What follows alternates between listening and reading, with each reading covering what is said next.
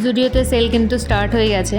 আজকে 1 August, sell কিন্তু চলবে একদম 31 আগস্ট পর্যন্ত।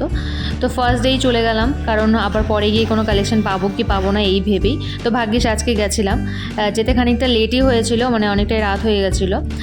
কিন্তু গিয়ে দেখছি ম্যাক্সিমাম পছন্দ যেগুলো হচ্ছিলো সেগুলো আমার সাইজে কিন্তু সোল্ড আউট। তার মধ্যেও একটু বাছাই গোছাই করে যেগুলো একটু পছন্দ হচ্ছিলো, মানে আমার থেকে এক সাইজ বড় বা এক সাইজ কোনোটা ছোট এরকম নিয়েই ট্রায়াল রুমে চলে গেছিলাম।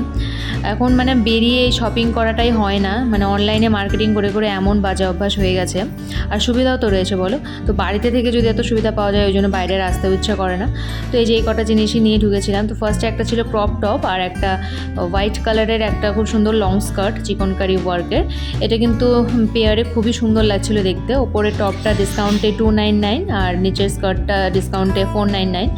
তো আরেকটা টপও নিয়েছিলাম এটার সাথে ম্যাচিং করেই, ওটাও চিকনকারি, বাট আমার আগেরটাই বেশি পছন্দ হয়েছে ওই জন্য ওটাই নিয়ে নিয়েছি। আর এটা ছিল একটা ওয়ান পিস, এটা কিন্তু ফ্ল্যাট 499, খুবই সুন্দর লাগছিল। এটা কিন্তু আমার থেকে এক সাইজ বড়তে পেয়েছিলাম আমি, বাট দেখছি যে পরে ঠিকই লাগছিল। তারপর চলে গেলাম বিলিং সেকশনে, যে অনের মুখ হয়ে গেছে ভোতা, কারণ বিল দিতে হবে ওটাই ভেবেছিল, বাট বিলটা কিন্তু আমিই পে করেছি। যাই হোক, শপিং শেষ আর অনেকটা রাতও হয়ে গেছে, তো একটু খিদেও পেয়ে গেছিলো।